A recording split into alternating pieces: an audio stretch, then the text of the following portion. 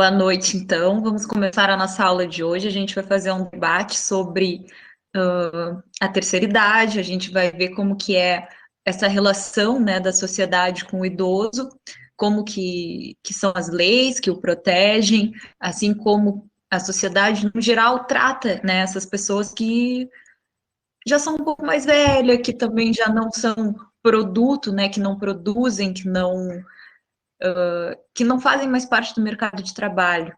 Tá? Então, é isso que a gente vai meio que discutir, vamos também discutir um pouco sobre a questão do esporte, né, para se manter saudável, para uma boa, enfim, para manter a pessoa mais alegre.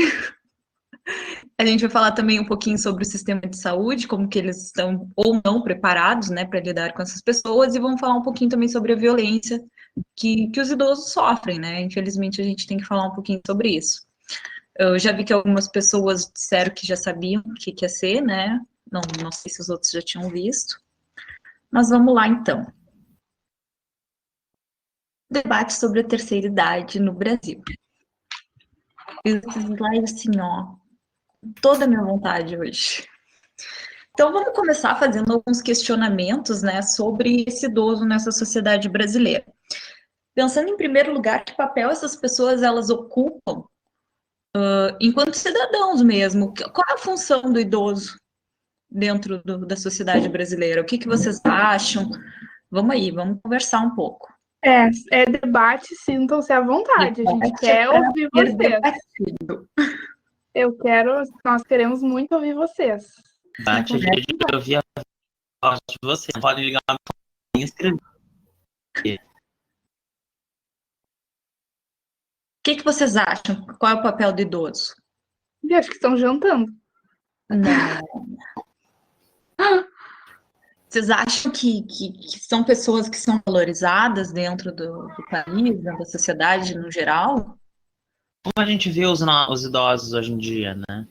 Pense para os avós de vocês, bisavós, até para os pais de vocês, né? Tios, pessoas que vocês convivem, que são famílias, porque isso muda de uma família para outra. Né? Vejam como eles são reconhecidos. E todos aqueles que vocês conhecem. A gente tem costume até de falar assim, deixa que é velho, né? Como se velho fosse só um estorvo. Deixa falar o que é velho. Tem muito disso, né? Ela falou tal coisa. É velho. Releva. Gente, a minha vozinha tem 90 anos. Sério, ela é o meu xodozinho. Eu chamo ela de cheirosinha, porque ela tá sempre cheirosinha, coisa mais amada. Na opinião, eles não estão fazendo parte da sociedade que vivemos. Que ignora, tá? São desvalorizados. Isso tudo faz parte, né? Mas a gente tem que pensar no o que deveria ser o papel deles, né? Qual deveria ser o papel deles dentro da sociedade? O que seria o ideal em termos de terceira idade? O que seria o ideal? Tentando sempre fugir do senso comum. É isso que é a luta. Aí que complica. O tema ele é complicadinho. Eu tive bastante dificuldade de montar a minha parte. Passar conhecimento para as mulheres. É exatamente o que eu queria chegar, né? Porque o idoso ele tem um conhecimento, né, que vem sendo adquirido ao longo de vários anos. A gente fala com uma pessoa, por exemplo, que nem a avó da Júlia, que tem 90 anos, ela é uma pessoa que viveu e passou por muita coisa, né? E a gente não pode simplesmente ignorar, dizer, ele tá falando bobagem, ele não entende, porque a história está aí para provar que ela dá voltas, né? E que aquilo que a gente julgava de ser ultrapassado, daqui a pouco volta, é que nem a moda, né? Parece que segue um ciclo, né? A história. A gente já passou por momentos de maior liberdade, de menor liberdade, e é muito interessante conversar com uma pessoa mais velha, porque a gente percebe que eles sempre têm alguma coisa para contar. Eu tenho 2 avós e um avô ainda. E eu tenho a minha avó, por parte de pai, ela adora falar. Eu fui pra praia com ela esses tempos, não tinha luz, não tinha TV. Gente, foi assim, 3 horas de monólogo praticamente. Porque eles têm o que falar, né? Exatamente. Só que às vezes a gente não tem tempo para ouvir, né? Porque A sociedade que é produtiva, que é útil, não tem tempo, né? Tem sempre que trabalhar, tem sempre que fazer alguma coisa, ou se não, quer descansar, né? Porque a gente também... E aí a gente pensa que o que ele sempre fala não é relevante, né? Tudo isso que eu tô falando não é verdade, é muito né? importante também, né?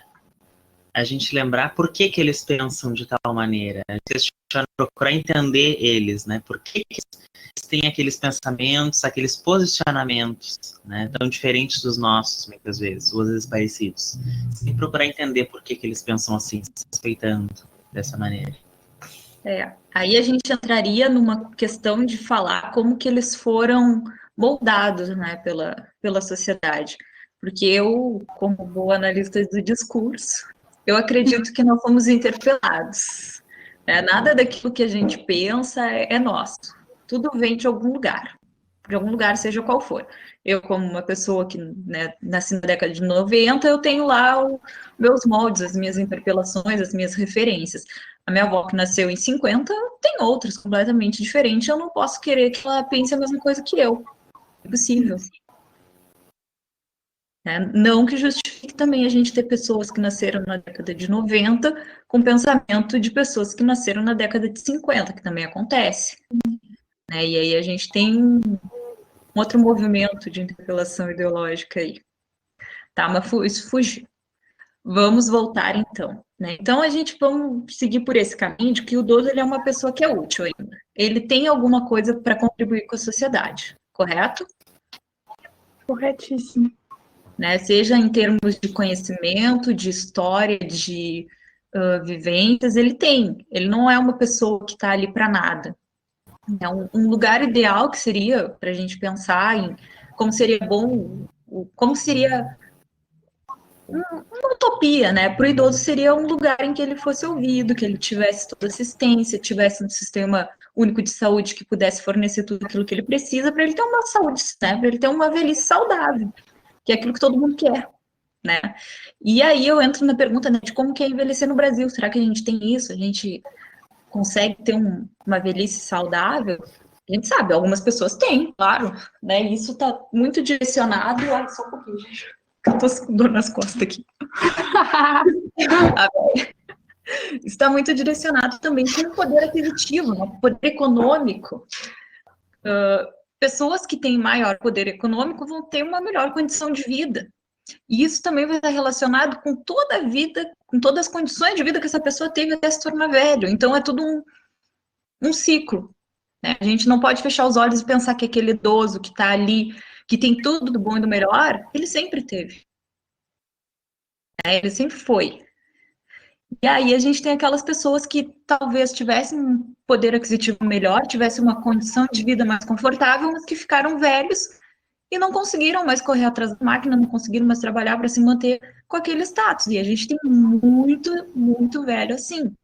Porque muita gente, né, não contribuía com a aposentadoria ou contribuía com o salário mínimo, que não era aquilo que eles recebiam. Então a pessoa se aposenta e ela não vai seguir ganhando aquilo que ela ganhava. E aí que a gente começa a ver um problema de econômico mesmo, né? O velho, ele gera um problema econômico se não for bem administrado. E aqui no Brasil a gente sabe que tem muita, e a população velha está crescendo cada vez mais. E aí a gente entra naquela questão da aposentadoria, que as pessoas resolvem que tem que, né, temos que mexer na aposentadoria, vamos fazer isso de qualquer jeito, né? E isso tudo tem que ser pensado. Eu vou um pouco mais rápido, senão a gente não vai vencer, né? Aí, então, já falamos um pouco da relação da produtividade, né? Que se a pessoa não produz, logo, ela não recebe. E o idoso que já trabalhou por muitos anos deveria ter agora uma condição de vida mais confortável, nem sempre vai ter, porque nem sempre ele conseguiu contribuir com a previdência, né? Com aquilo que ele de fato recebia. E também, né, a gente pode pensar nessa questão do que é ser útil para a sociedade, né? Porque a gente sabe que quando não é economicamente viável, a pessoa ela é vista como inútil, né? E a gente tem muito disso. Tanto que a questão do Covid, que depois a gente vai falar um pouco mais, a gente percebe que não existe uma tanta preocupação porque é velho que morre mesmo, né? Então, por quê? Por que as pessoas acham que, tudo bem, velho, podem morrer, né? E a gente sabe que não é bem assim, né? Vamos um pouquinho mais. Aí aqui eu tenho a média de vida, né? As mulheres 79 anos, enquanto que os homens é 75. E a previsão é de que a gente vai ficando cada vez mais velho, que a população ela vai conseguindo alcançar cada vez mais idade. Ou seja, cada vez elas vão ficar mais tempo aposentadas. Isso é um problema, a gente sabe, eu não sei se vocês têm idade para lembrar do problema que teve na Grécia poucos anos atrás. Então, tem que ser pensado? Tem. Mas as coisas não podem ser pensadas somente dentro de uma perspectiva que a gente tem que mudar e deu. Né? A gente tem que pensar em como que isso vai afetar toda a população. Tá? E aí a previsão é de que em 2050 a gente vai ter, a cada 3 pessoas, uma vai ser idosa. Você. Não vou. Você. Todo mundo vai ser idoso um dia, né, gente? Mas os que são criança não vão ser ainda. Não, eu digo em 2050, entende? Não, a gente não vai ser idosa em 2050. Claro que sim. Como que não a partir de 60 anos? Eu já vou estar com 60 anos em 2050. Mulher, eu vou estar com 69. Ai, tá, eu vou ser idosa. Não vou estar com 69. Ai, gente, eu sou péssima. Vai, Mirella. Júlia, 20 anos pra frente. Claro, não, claro. Não, eu vou estar com 50. Então, Quase. péssima. Eu faço letras. Tá. Então, essa questão do aumento, né, da longevidade, ela vai resultar também numa maior vida produtiva, porque é o que a gente vê em muitos casos, pessoas mais velhas que seguem trabalhando, né? Mas aí a gente vai pensar, que tipo de serviço a pessoa faz? O meu avô, ele morreu com 75 anos, e ele trabalhou até 75 anos, mas ele estava aposentado. Mas ele, mesmo assim, ele tinha as obras dele lá que ele ia, mas ele sempre foi pedreiro, mas ele já não trabalhava mais como pedreiro, ele trabalhava mais como uma pessoa que ajuda, que monitora, que dá, né, mestre de obra, algo assim. Então a gente tem que pensar nessas profissões que requerem mais rigor físico mesmo. E isso a gente não pode simplesmente, todo professor pode dar aula até 80 anos. Pode, mas ele quer? Vai dar aula para quem? Tu dá aula num ambiente universitário é completamente diferente. Tu dá aula numa escola pública, para terceiro, quarto ano. Ele vai estar para dar aula? Imagina quantos anos já vai estar dando aula. Meu Deus, a saúde mental do professor, gente, não nem entrar nesse assunto, né? A gente sabe que na universidade funciona legal. Mas aí tu vai botar uma pessoa de 75 anos que seja, para dar aula para umas crianças de quarto ano. Porque o quarto ano é terrível, né? O quarto ano é terrível. Então, vocês imaginem, não tem condição, né? Aí diz, não, mas trabalho em escritório. Poxa vida, eu com meus 27 já fica difícil ficar várias horas na frente do computador. Vocês imaginem uma pessoa mais velha, né? Então, tudo isso tem que ser levado em consideração, né? E aí, entramos na questão da aposentadoria, que antes a gente tinha um sistema que ele funcionava mais ou menos assim, quando a pessoa faz 60 anos, ela se aposenta. Era algo mais ou menos assim, 65 para homem, eu acho que era, não tenho certeza. Mas agora, né, após a reforma da Previdência que ocorreu no ano passado, né, que teve toda aquela luta, que essa reforma ela foi muito debatida, né? Eu acho que ela vinha sendo debatida desde 2017, 2016, se eu não me engano. Não, o ano me foge. B tá com o microfone desligado. Acho que em 2013 já existia essa proposta. Acho que foi a partir do governo Meirelles que eles começaram a colocar. Com mais força, né? E aí, em 2019, bom, aconteceu. Né? E ele até que poderia ter sido muito pior, porque se falou em privatização da Previdência, e isso poderia ter gerado futuramente se acarretaria vários problemas, como a gente já tem em alguns lugares, né, que optaram, né, alguns países que optaram por uma aposentadoria privada, e que a gente tem idosos em situação de rua, né, em situação de total vulnerabilidade. Suicídio mesmo, né? Suicídio. Eu não sei, o B, ele tá trancando. O B tá travando aí pra vocês? Pra mim também. Tá. Tá, Aí, tô travando mesmo. É minha internet. tá, mas eu vou seguir. Aí, então, a gente agora, né, a aposentadoria por idade, que a gente chama, é a partir de 62 anos para mulheres e 65 para homens, sendo que não basta fazer 62 ou 65 anos, essa pessoa tem que contribuir por no mínimo 15 anos. Senão vocês não conseguem se aposentar nem para ganhar um salário mínimo. Então, vejam bem, não é mais só por idade. Ela tem um tempo de contribuição também. Aí a gente sempre vai ouvir falar, mas eu tenho um vizinho que nunca trabalhou e está recebendo. Bom, isso pode acontecer, mas é um outro benefício, isso não é uma aposentadoria, é um benefício que eles chamam de temporário, né? Como se a pessoa fosse conseguir sair daquela situação depois de velha. E é dado para pessoas que são muito, muito pobres, que não tem ninguém na família que receba alguma renda, entende? Então são casos muito raros que as pessoas conseguem esse benefício. E aí eu vou voltar um pouquinho no tempo para a gente falar quando que o idoso começou a ser visto assim como despesa para o Estado, como uma pessoa que está ali, que ninguém sabe muito bem o que faz com ele, só pensa, tem que cuidar do vô e tal, né? Foi a partir da Revolução Industrial. Porque até então, os saberes passados de geração em geração, eles eram muito apreciados, eles eram necessários, né, para tu saber como que tu cuida do campo, quando que vai chover. Isso era um tipo de saberes que eram passados de geração em geração, e os idosos, eles cumpriam um papel social muito importante dentro dessas famílias. Eles eram os patriarcas, as matriarcas, eles que geravam esse conhecimento. Né? Então, quando vem a Revolução Industrial, que as pessoas saem do campo, migram para a cidade, a mulher tem que trabalhar, até as crianças, né, trabalhavam nas fábricas nesse período, a gente percebe que o idoso ele fica meio que esquecido. Ninguém fala do idoso nessa época.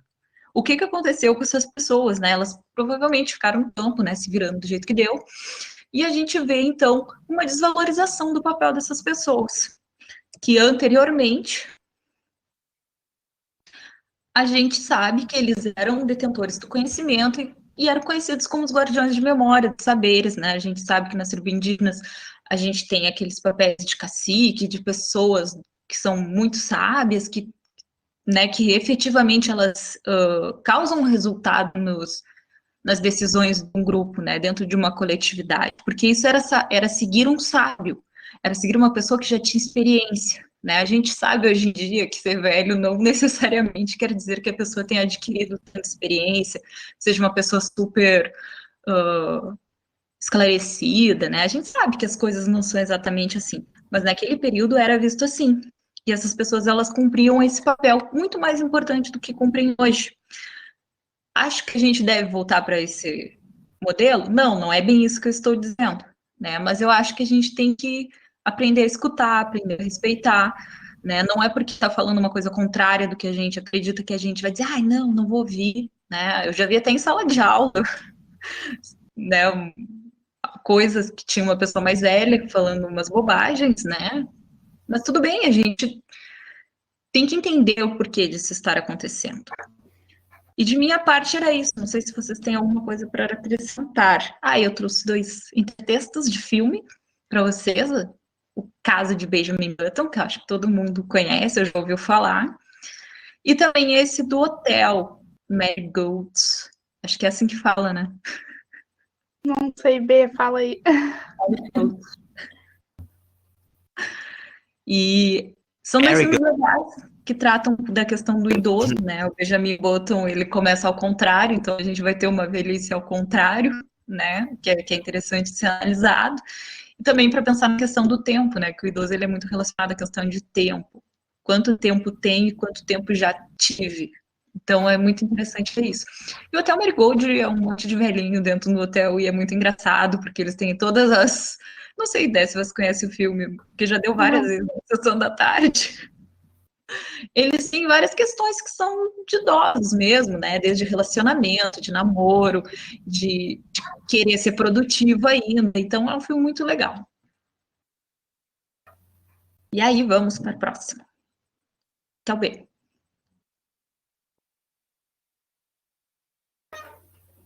Eu acho que eu vou deixar no mudo aqui. quando a gente vai falar de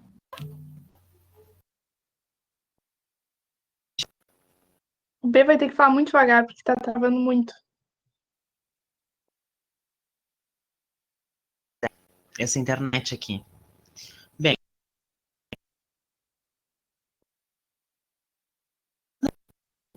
levar em consideração o Estatuto do Idoso. O Estatuto do Idoso, ele é uma lei de 2010, no primeiro ano do governo Lula, né, ela li que até então o Brasil não tinha. B não tá rolando. Não tem algum outro lugar da tua casa que a internet seja melhor? Tinha então, tá, gente? Será que se tu desligar a câmera não melhora? Mas se é a internet. É que às vezes puxa muito e a gente tá todo mundo com a webcam ligada. E se a gente desligar, não influencia? Pois é. Será? Vamos ver. B. Tô digitando. Já resolvo.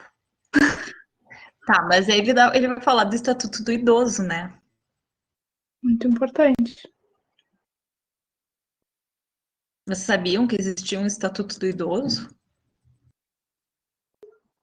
Aproveitem para falar agora. Enquanto a gente aguarda.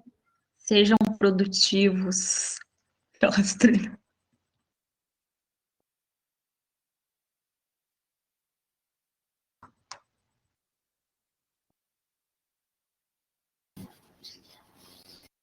Gente, eu abri a porta para melhorar o sinal aqui da internet. Senão Melhorou. eu teria que tirar o cabo. Melhorou? Melhorou muito. Melhorou mesmo? Uhum. Ligar a câmera de novo, para ver se não tem problema. Vamos recomeçar. Então, aqui nós vamos falar do Estatuto do Idoso. Se nós formos falar suas idosas no Brasil, a gente precisa lembrar de toda essa lei, né, de todo esse conceito de lei que foi criado, diz respeito a tudo aquilo que os idosos têm direito, né, todos os deveres que eles têm como cidadão, né, tudo aquilo que eles receber de assistência do Estado. Eu acho melhor a gente desligar as câmeras.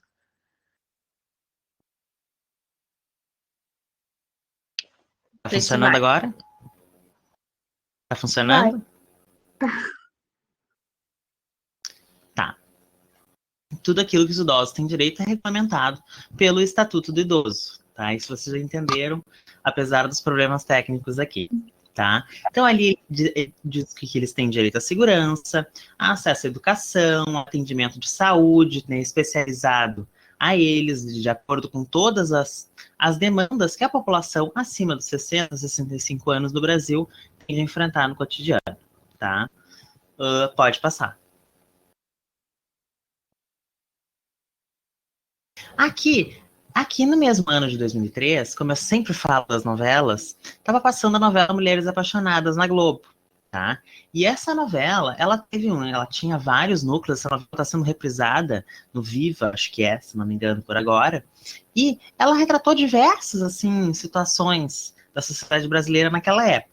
Né, um certo nível social ali era representado, obviamente, como na maioria das novelas, mas sim várias questões, né, não só a violência contra os idosos, como a violência contra a mulher, foi retratada nessa novela. E o tanto sucesso, tanta repercussão que teve por conta da violência doméstica contra os idosos nessa novela, que isso motivou, né, o governo brasileiro a criação desse estatuto, né, do Estatuto do Idoso. Né? Então, a novela fez muita propaganda, inclusive, né, de toda a criação, de todo esse processo, né, de como se desenvolveu. Então, é um outro ótimo intertexto que vocês podem usar nas redações de vocês, que é essa novela Mulheres Apaixonadas, do Manuel Carlos. Já é uma novela bem antiga, né, gente? Pode passar.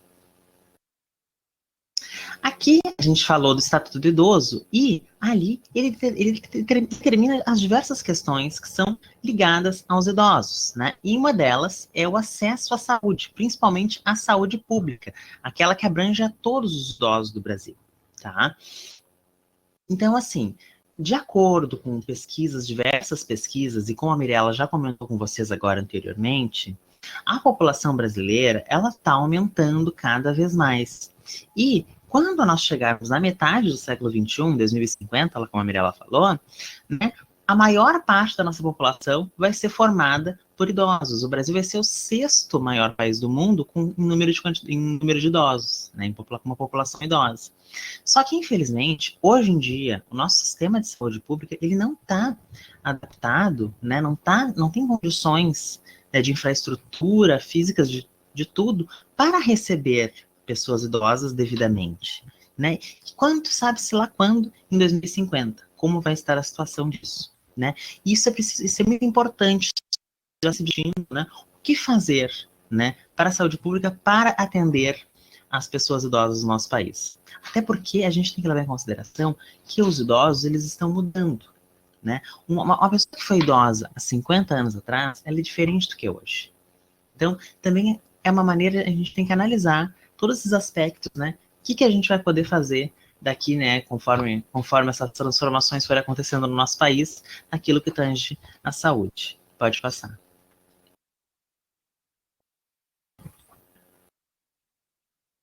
Né? Hoje nós vemos, né, que nós temos um número reduzido de profissionais dedicados à saúde do idoso. Né? Tem poucos médicos que se dedicam a estudar tudo aquilo que, né, e analisar e a consultar pessoas idosas, a trabalhar com a saúde delas, né, com todas as demandas, doenças, tratamentos que os idosos precisam. Né? Existe um número muito reduzido de clínicas no Brasil, de clínicas destinadas à saúde de pessoas acima de 60 ou 65 anos. E na maioria das vezes elas estão concentradas assim nos grandes centros urbanos, São Paulo, Rio de Janeiro, Brasília. E muitas regiões não têm acesso a essa clínica especializada, principalmente no sistema público de saúde, né, no sistema único de saúde, que é o SUS, que é o sistema brasileiro. Né? E no meio desse contexto, a gente falando da saúde dos idosos, a gente tem que levar em consideração, né, a pandemia de Covid-19 que a gente está vivendo no ano de 2020. E a gente sabe que os idosos, as pessoas acima de 50 anos praticamente, elas são um grupo de risco. Né, são mais vulneráveis a pegar essa síndrome respiratória, né, e a ter que lidar com os diversos problemas que ela proporciona. Né? Então, não só a grande maioria das mortes, os óbitos que tiveram no Brasil, foram de pessoas idosas, né? Principalmente, né, aqui em Gramado, Gramado, que é uma cidade não muito longe daqui, né? Não sei se vocês viram, muitas notícias saíram de surtos de coronavírus em clínicas geriátricas, né? Clínicas onde moram, né, pessoas acima de 60 anos, né? E que agora a gente vai falar um pouquinho mais sobre isso, a questão do abandono, né? Que são muitas vezes os idosos as pessoas chegam numa determinada idade, né, e às vezes elas não têm um vínculo familiar forte, não têm amigos, ou simplesmente a família ignora, né, que essas pessoas elas estão ficando diferentes, elas estão, né, com um comportamento diferente, elas têm pensamentos diferentes, elas estão com uma saúde muito mais delicada, né, muitas dificuldades, né, infelizmente a idade chega para todos e a gente acaba tendo que lidar com todos esses problemas, né, e então, pode passar, para a gente falar um pouco mais disso no próximo slide. Né? O abandono de idosos, a gente pode consultar o Estatuto do Idoso para isso, que também é um ótimo intertexto. Né? Ali diz muito bem, né, que abandonar uma pessoa idosa é um crime. É um crime, tá? Com penas e tudo mais. Que é uma coisa que ainda se discute muito pouco, né? Ainda muitas pessoas não acreditam nisso, mas que está cada vez mais presente no nosso dia a dia. Cada vez mais isso acontece, tá? Então, assim, muitos idosos, eles acabam caindo, né? Não tem uma perspectiva de vida e acabam sendo levados para hospitais públicos, para abrigos, né? Onde eles não têm condições nenhuma de ter uma vida saudável, né? Com contato com outras pessoas, né? De aproveitar os últimos anos de vida deles, né? É realmente um problema. E agora, com esse envelhecimento da população brasileira, tende a se tornar muito pior, né? Então, tem muitos casos, assim, que vocês forem procurar, de pessoas idosas que elas vão para hospitais para fazer uma cirurgia, receber um tratamento, e muitas vezes acabam não indo embora, acabam sendo esquecidas pela família lá, porque não... Felizmente, é uma coisa que tem acontecido muito, né, e a gente nem tem falado tanto sobre esse assunto. Pode passar. Aqui eu trouxe outro intertexto para vocês, que ele é um livro de um escritor português, que é A Máquina de Fazer Espanhóis, a história passada em Portugal, que é do Walter Hugo Mãe. E ele retrata exatamente isso, né? Claro, de uma família de classe média em Portugal, de um senhor que logo que ele fica viúvo aos 85 anos de idade, né? Os filhos resolvem escolher para ele que ele botar ele numa clínica, né, geriátrica, né, realmente eles falavam que era uma casa da melhor idade, né, para disfarçar que na verdade eles estavam abandonando o pai deles numa casa, né, onde eles não teriam que se incomodar com aquela pessoa idosa, né? E a história do livro, ela toda reflete sobre esse cotidiano, sobre o cotidiano do Antônio, né, que era o senhor que foi abandonado na clínica, naquela clínica ali, né, o relacionamento dele com as outras pessoas, como ele trata, né, com a velhice, com as memórias dele de antigamente, né, quem são as outras pessoas, quais as histórias que elas têm para contar, né, mas um pouco antes, agora a gente estava falando com as gurias sobre quantos idosos eles têm para nos contar, as pessoas mais velhas têm para nos contar de histórias, né, esse livro, ele propõe uma reflexão sobre isso. E, além disso, ele é óbvio que é uma leitura que é um ótimo intertexto, né, quando vocês forem escrever sobre esse tema. Tá? Esse livro, inclusive, já foi leitura obrigatória de vários vestibulares aqui no Brasil. Pode passar. Acho que eu concluo a minha parte.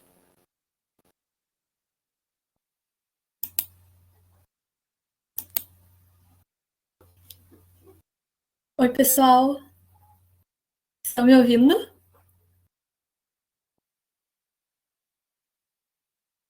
Sim. Então, vamos falar um pouco sobre a inatividade física na população idosa, né? Visto que eles, às vezes, eles perdem um pouco a força e também falta de incentivo. Acho que é um tema bastante importante de ser abordado. Pode passar, Mi, por favor. Então, tendo em vista que a população tende a envelhecer cada vez mais e a taxa de natalidade diminuir, é necessário criar políticas públicas e meios para que nós, porque nós vamos chegar na terceira idade também, espero, tenhamos uma qualidade de vida melhor, sejamos ativos e possamos fazer essas atividades da vida diária, como arrumar a cama, lavar a louça, comer sozinho, né? Então, de acordo com o Instituto Brasileiro de Geografia e Estatística, IBGE, o Brasil tem mais de 28 milhões de pessoas idosas. E esse número já representa 13% da população do país. Uma das principais preocupações com esse público se baseia no fato de que idosos apresentam maior prevalência de doenças crônicas não transmissíveis de saúde do que comparados com a população geral.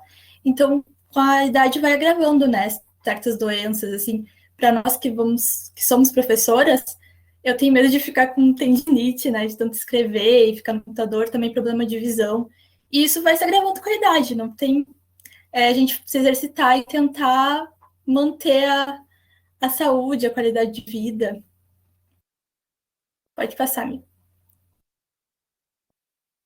Então, foram criadas algumas políticas públicas, né, pensando nisso, em manter os idosos nativos e não chegar ao ponto de ficar sedentário, porque o sedentarismo agrava, né, várias doenças.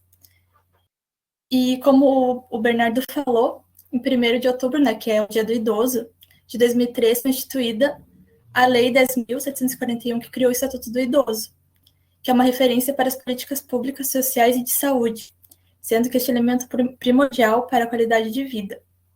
Em outubro de 2006, foi assinada a Portaria número 2.528 do Ministério da Saúde, que implementou a Política Nacional de Saúde do Idoso, que tem por objetivo garantir o envelhecimento saudável, que significa preservar a capacidade funcional, autonomia e manter o nível de qualidade de vida. Pensando na saúde do idoso, e manter, né, a qualidade de vida e para que então a gente não é idoso ainda, no meu caso eu não sou idosa ainda, mas eu me sinto muito sedentária, ainda mais com a pandemia. E eu fico pensando, imagina quando eu for idosa, o que eu vou fazer, né? Porque como a gente está numa área que exige muita escrita e muita leitura e corrige muitas coisas, às vezes não sobra tempo para se exercitar.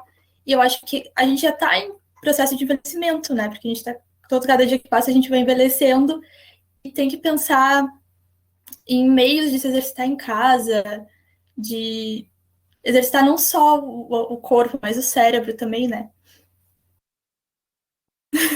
Pode passar, hein? Apesar disso, dessas políticas públicas, né?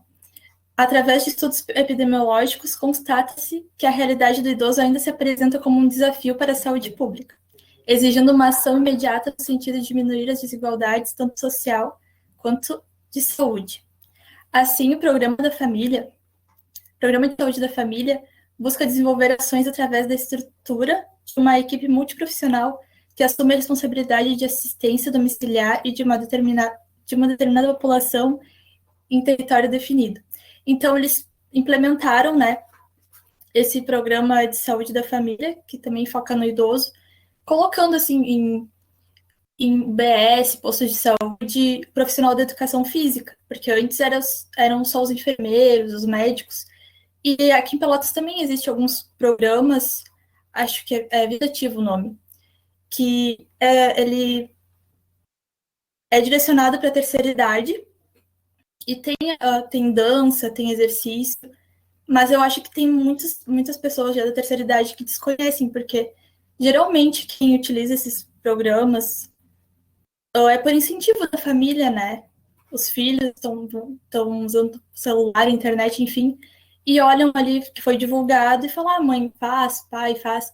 Mas por falta de incentivo da família, acaba que os idosos muitas vezes ficam em casa e não sabem que existe uma política pública que abranja eles também.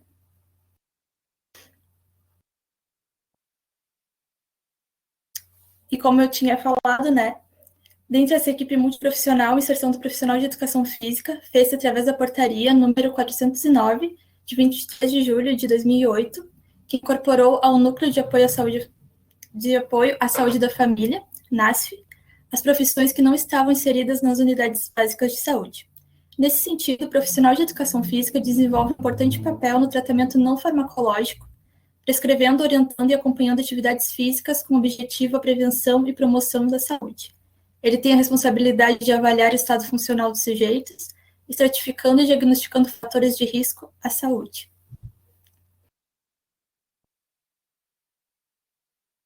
As informações referentes aos benefícios da atividade física em indivíduos idosos são consistentes. Contudo, dados de vigilância e monitoramento em atividade física têm apontado para altos índices de inatividade física em idosos em diferentes regiões do mundo. O Brasil, de igual modo, tem se caracterizado por apresentar dados preocupantes quanto à prevalência de inatividade física em diferentes faixas etárias, inclusive na população idosa. Poucos estudos de monitoramento foram realizados com populações de baixa renda, dificultando a implementação de políticas e ações que atendam de forma eficiente as demandas dessas regiões. Então, não teve um estudo que abrangesse a população idosa mais de baixa renda. Então, geralmente, quem pratica exercício tem apoio da família e também tem mais poder aquisitivo, né? Porque eu acho que a família, assim, é muito importante para que o idoso chegue na terceira idade saudável, ativo, porque muitas vezes tem família que acho que é mais fácil colocar numa casa de idosos, que muitas vezes não tem condições psicológicas nem físicas de cuidar, porque tem idosos que realmente têm problemas de saúde que tem que ser monitorados, tem que ter uma enfermeira, tem que ter... E para chegar na terceira idade bem, eu acho que tem que ter muito apoio da família e também tem que se exercitar e cuidar da saúde desde cedo. E um intertexto que também fala sobre como a medicina vê a velhice é A Velhice, de Simone de Beauvoir. Ele traz um panorama biológico, psicológico e social sobre a velhice, evolução na medicina, povos primitivos, civilizações clássicas. E ele fala também, né, sobre como a medicina foi mudando de acordo com o tempo, de acordo com... escrevi ali, gente, mas não estou conseguindo ler. Dependendo da concepção que o modelo médico forneceu sobre a vida, né? Então, isso foi mudando ao longo do tempo.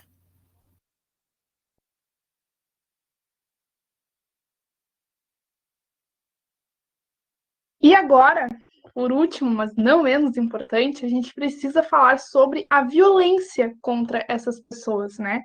Ao contrário agora do que a Letícia falou, né? Em contrapartida, a gente vai ver que, na verdade, a maior parte dos casos acontecem... Oi? Achei que Tá a Mirella estava... aparecendo a imagem para vocês? Tá.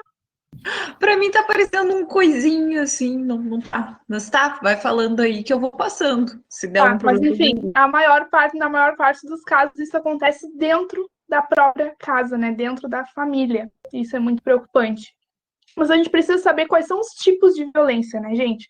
Os tipos de violência que existem contra a pessoa idosa pode ser de forma estrutural, tá? Que está relacionada a realmente deixar a pessoa de lado, né? A questão de não cuidar da saúde dessa pessoa, deixar morrer, bem como diz ali, né? No slide, é praticamente deixar essa pessoa na miséria, deixar ela morrendo. A interpessoal, que tem a ver com as relações, né? Então, é ali a família, o cotidiano, a relação dessa pessoa com a sociedade, tá? Ela não tem essa relação. Institucional, que é quando a gente fala justamente dos profissionais da saúde, né? De não dar a atenção necessária, a questão da alimentação, né? Também assistência social, ou nessas casas mesmo, esses lares de idosos também, eles são maltratados, né? Não tem ali a medicação, a alimentação correta. E nós temos a simbólica, né? Que tem mais a ver com um desprezo, tem a ver com aquele idoso acreditar nesse discurso, né? De que ele é inútil, de que ele é um fardo, de que ele é uma carga para aquela família, tá? Pode passar. E existem formas como isso é expresso, né, na sociedade. Então, pode ser uma violência física, pode ser uma violência psicológica, sexual, econômico-financeira, patrimonial, que tem a ver aqui, ó, din-din, né, o din-din do idoso, a negligência e a autonegligência, tá? E, ultimamente, a gente percebe, a partir das denúncias feitas pelo Disque 100, que a violência psicológica é maior do que a física, né, gente? E ela traz danos tão horríveis quanto a física, ou até maior, né? Ou até maiores. Então, aí entra também a questão do suicídio, que a gente tinha falado. Bom, se ele sofre uma violência psicológica pelo abandono, pelo isolamento, ou, né, por uma violência verbal, coisas que são ditas a ele, provavelmente ele vai entrar numa depressão.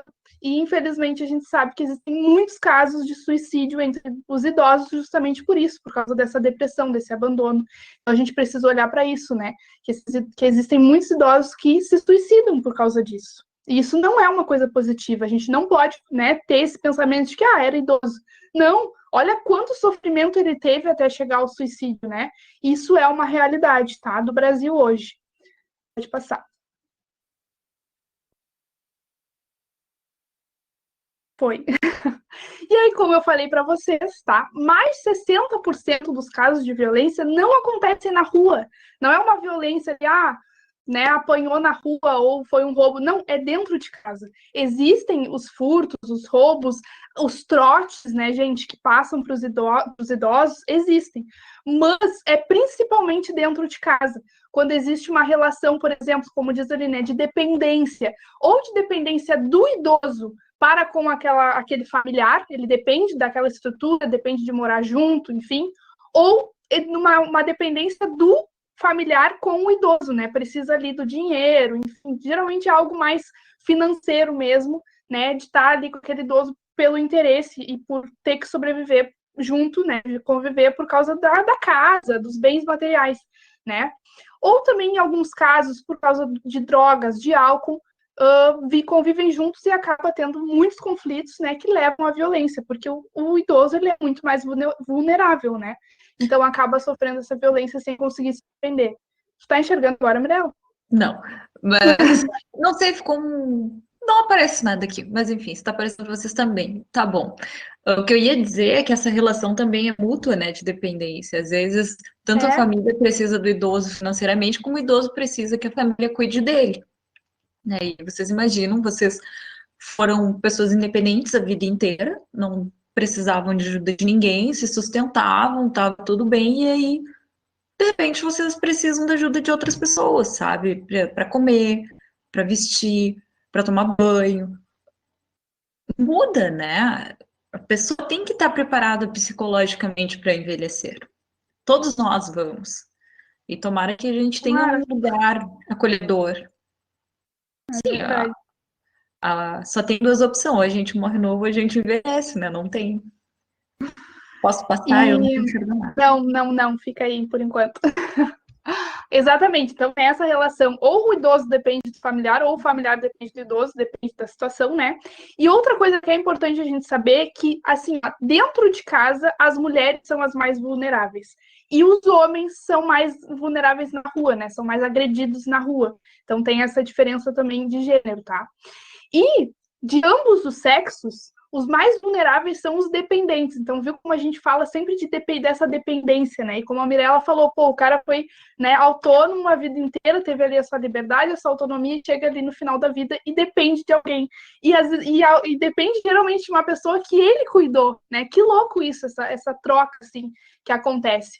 Então, geralmente, as pessoas mais vulneráveis são aquelas que vão ter alguma doença, né? Alguma dependência ou física ou mental. Então vai ter ali, por exemplo, uma pessoa com Alzheimer. Tinha uma pessoa um idoso, né, com Alzheimer, ele precisa de alguém, uma pessoa com alterações do sono, com incontinência, dificuldades de locomoção, uma pessoa que não consegue se locomover sozinha, precisa de alguém.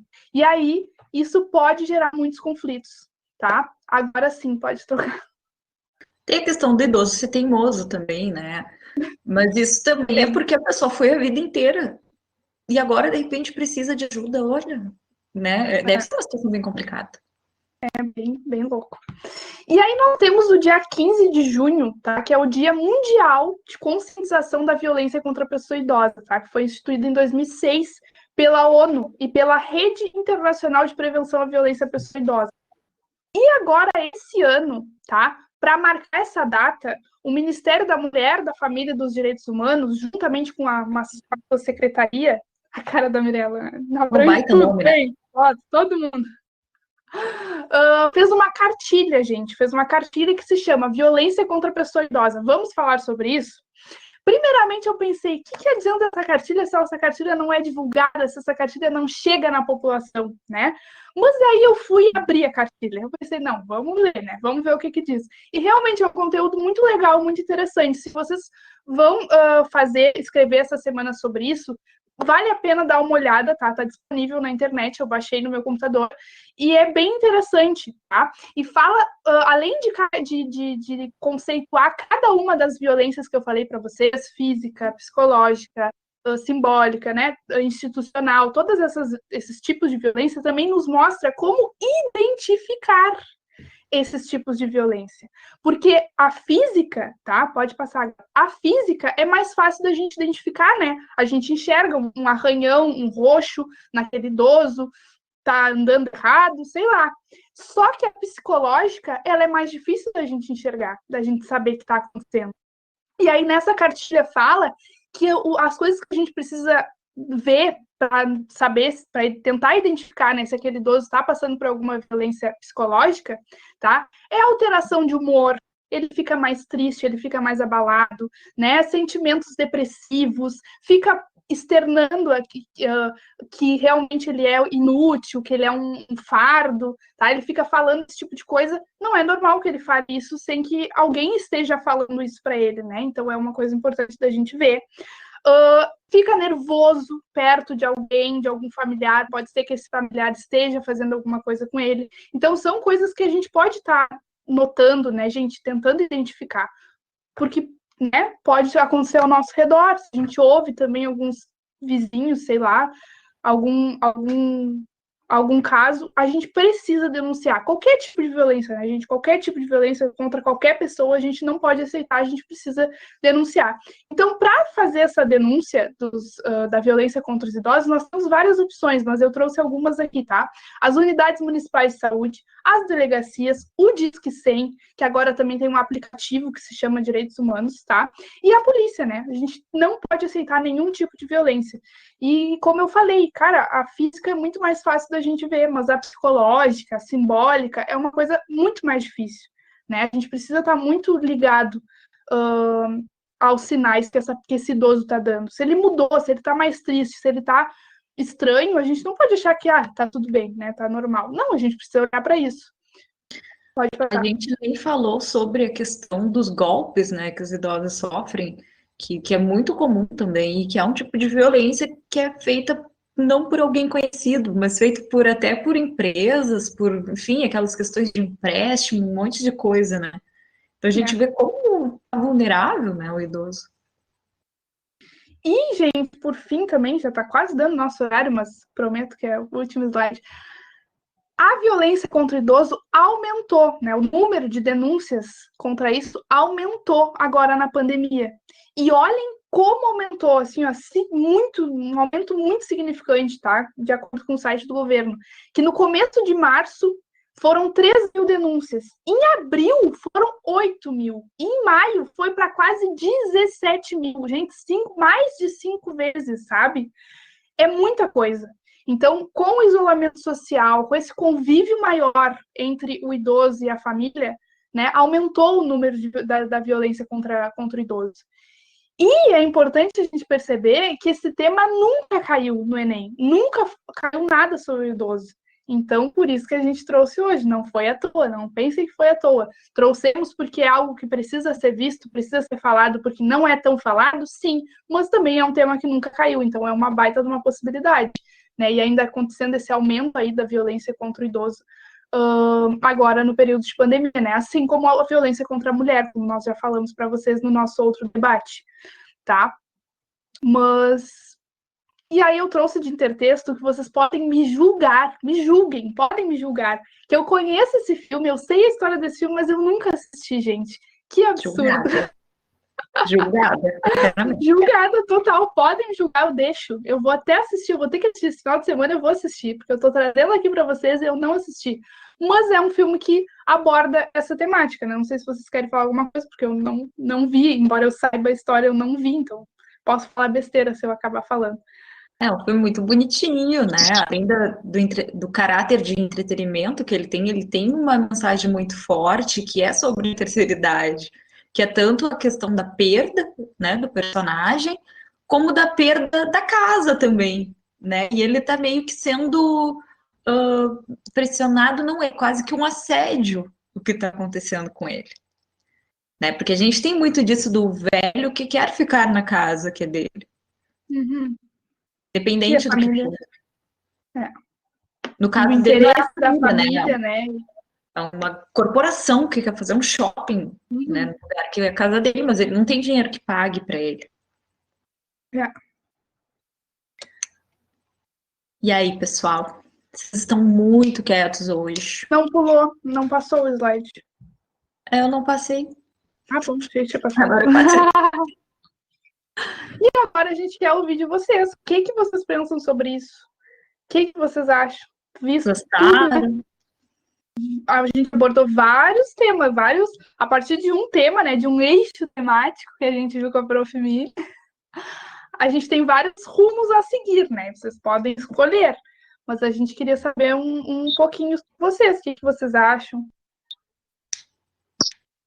que vocês acham que pode ser feito, né, para isso, para ser mais falado? A gente não falou também, né? A gente não falou da questão de relacionamento da terceira idade, que os velhos, eles namoram.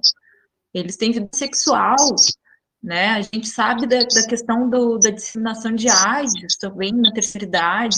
Então, tem várias questões interessantes sobre a terceira idade. Eu acho muito legal a gente discutir isso, acho muito legal que vocês trabalhem com essa temática. Como eu disse a Júlia, não caiu. E tudo que não caiu pode cair. Uma certeza a gente tem. Se não caiu, pode cair. E se já caiu, não vai cair de novo. O que tá dando uma interferência. Eu acho que é o do B. Meu pai e minha mãe gritando. Bernardo hoje tá problemático. Tá um horror isso aqui, né? Olha, ele fala com o microfone desligado. É que ele deve ter falado antes e aí... Gente, não sei, mas eles estão muito quietos. Ou eles detestaram o assunto, ou eles não têm o que falar mesmo. Falamos tudo. Vocês não ficaram sem nada, uma pulguinha atrás da orelha, nada para falar, nada. Tudo lindo. Não é o tempo da semana, né? Hã? Detestando ou não, esse é o tema da semana. Eles ainda podem escolher qual lado Qual que eles querem vertente? seguir. É. Não consegui ver a última parte, mas a gente espera que vá para o YouTube em breve. Pergunta, Vitória. Lança braba. Todo mundo se prepara. Ai, vou perguntar.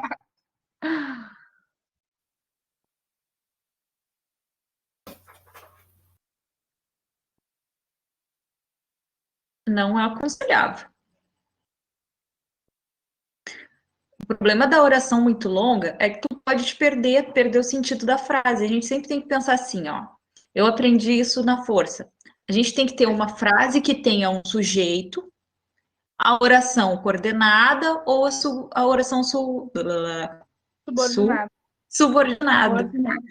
Né? Então a gente pensa sempre assim, cadê o sujeito dessa frase? Se eu não acho sujeito, pode ser que esse trecho não tenha sentido. Né? Eu sempre tento procurar o sujeito e os verbos da frase. E se eles um respondem ao outro, né? Porque na nossa cabeça, quando a gente escreve orações muito longas, na nossa cabeça tá perfeito, extremamente claro, porque é a gente que está escrevendo. Falo por mim, né? A gente já fiz isso, de entregar a redação que eu assim, ó, arrasei. E a professora me disse, mas eu nem entendi o que tu quis dizer aqui de tão longa que estava aquela oração. Então tem que tomar cuidado, realmente tem que tomar cuidado. Melhor não. Bernardo, quer falar alguma coisa? Bernardo tá assim, ó, tá assim, tirando o troço. Bem, Oi? tá funcionando bem agora? Naquelas. Tá.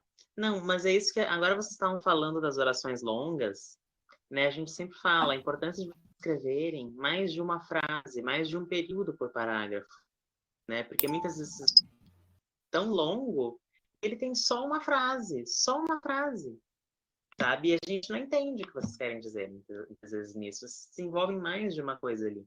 Então é sempre importante a gente pensar, né? Lembrar dessa organização do nosso texto. Por isso que a revisão, depois que a gente conclui a nossa escrita, a gente revisar, a gente lê mesmo o que a gente disse ali e ver se a gente está conseguindo entender aquilo ali que a gente escreveu, né? Para ver se a gente se enxergar também como um corretor, né? A gente corrigir as nossas próprias redações, ter um olhar crítico que a gente escreveu, né? Se a gente fez bem ali aquela parte, se a gente tem que mudar algum trecho. Então, por isso a importância da revisão, né? Para cuidar dessa coisa das orações. Parágrafo tem que ter o começo, meio e final, né, gente? Então tem que ter 2, 3 períodos, não pode ter um só, se você sabe. E aí a oração, exatamente isso, a oração muito longa vai ficar confusa. Vai ficar bem confuso mesmo. Isso não tem uma competência direto para isso, né? Mas dependendo do momento que vocês fazem isso no texto, pode ocasionar uma perda de pontos. A competência número 1, eu diria, né? Que é de estrutura do texto. Estrutura, linguagem, isso tudo entra na competência número 1, erro ortográfico. Então, a competência número 1 poderia ser descontada. Se a gente lê aquela oração e não entende o que a pessoa quis dizer, porque ficou tão... Aí é descontada a competência número 1. Mais alguma dúvida, gente?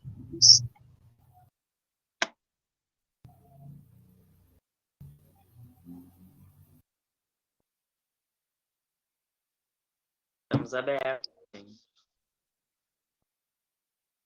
Vão escrever essa semana? Acho que vão. Essa semana acho que estão quietinhos, eu sei. Eu acho que Eu essa descobri semana... por que eles estão quietinhos. Porque eles querem escrever tudo na redação.